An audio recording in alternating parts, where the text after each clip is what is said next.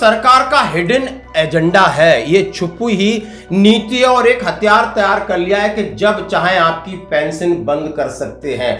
अब ये हंस रहे हैं, इनके हाथी के दांत दिखाने के और खाने के अलग हैं।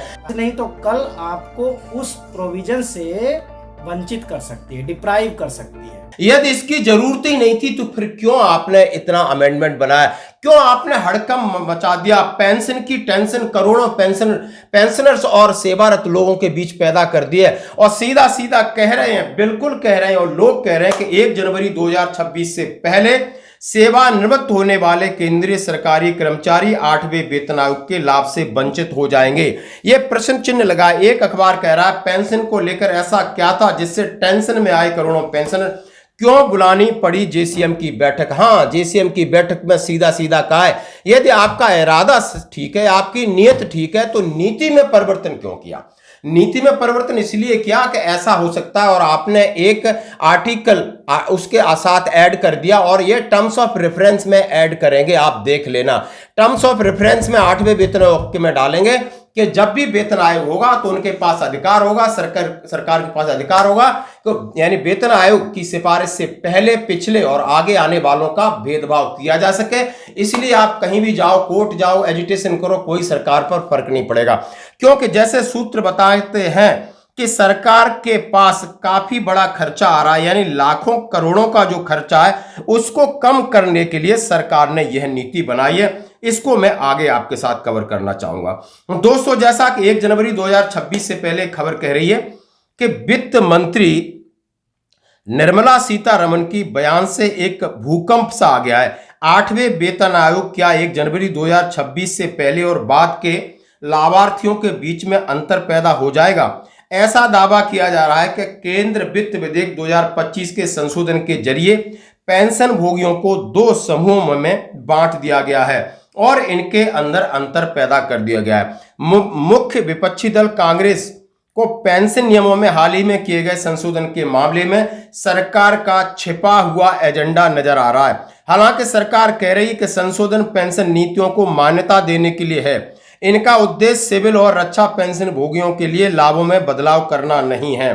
पेंशन विवाद क्यों उठा? मुद्दा जब उठा जब आपने बड़े आराम से विधेयक 2025 में केंद्रीय सिविल सेवा पेंशन नियमों में बदलाव करके और आपने एक अध्याय जोड़ दिया कि आपके पास एक अधिकार हो गया कि आप 8वां वेतन आयोग का फायदा किसे देना है और किसे नहीं देना है।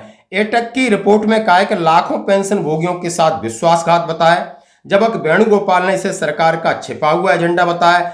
कुछ मीडिया रिपोर्ट्स ये कह रहे हैं कि 8वें वेतन आयोग से सरकार पर 1 लाख करोड़ रुपए से ज्यादा का वित्तीय बोझ पड़ सकता है, जिसके लिए सरकार ने अपना हथियार बना के रखा है। सरकार चाह रही कि इसका जो भी सिफारिश आएगी 1 लाख करोड़ का वित्तीय बोझ है, तो सरकार के पास ऑप्शन हो सकता है, इस ऑप्शन को किसी भी तरीके से इस्तेमाल कर सकते हैं। यानी आगे वालों का कितना बढ़ाएं, पीछे वालों का कितना बढ़ाएं या नहीं बढ़ाएं, ये सारी चीज सरकार के हाथ में रहेगी। लेकिन वित्त मंत्री निर्मला सीतारमण ने इन अटकलों को पूरी तरह खारिज कर दिया है।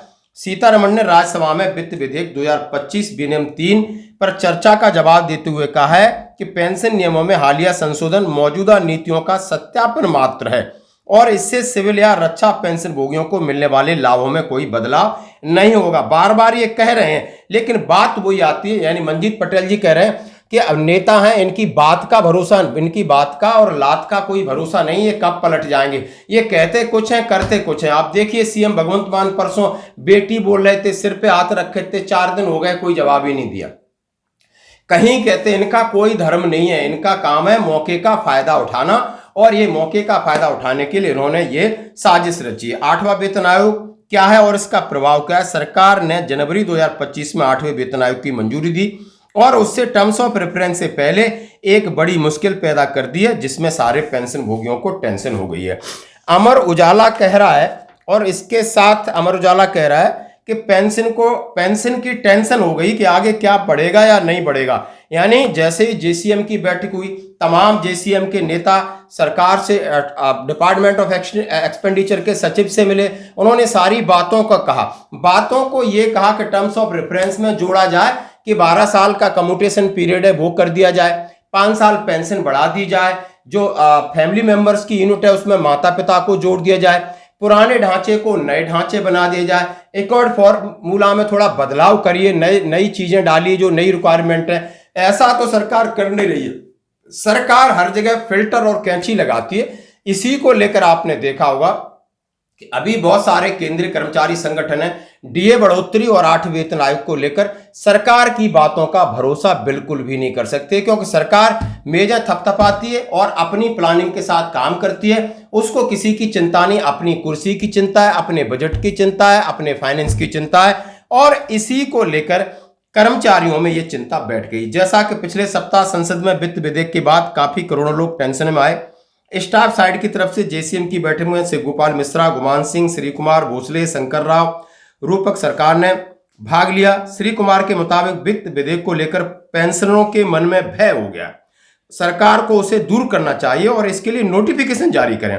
8वें केंद्रीय वेतन आयोग की घोषणा के बाद सरकार का सीसी पेंशन में बदलाव भावी यानी एक डर पैदा करके लोगों में एक असमंजस की स्थिति हो गई है, और इसके लिए उन्होंने कहा है कि आप इसके लिए एक नोटिफिकेशन जारी करके शंका का समाधान करिए। जैसा कि अमर उजाला कह रहा है कि ये लोग लगातार उनसे मिल चुके हैं। अब सरकार की तरफ से ठोस जवाब नहीं आया है। सरकार टाल मटोल कर रही है, या तो दाल काली है या तो दाल में कुछ काला है, होगा कुछ न कुछ गड़बड़, इसके लिए रहना होगा सावधान। लेकिन बार बार ये कहा जा रहा है कि रक्षा पेंशन भोगियों को अलग से 3 बार के स्टेटमेंट में इन्होंने रक्षा पेंशन भोगियों को अलग रखा है, जिन्हें 1 रैंक 1 पेंशन और 8 वेतन आयोग का फायदा मिलता है दोस्तों। तो कहीं ना कहीं कुछ न कुछ तो है दोस्तों, अब सामने निकल के आएगा, और ये अटकलें नहीं है। इन्होंने सीधा एक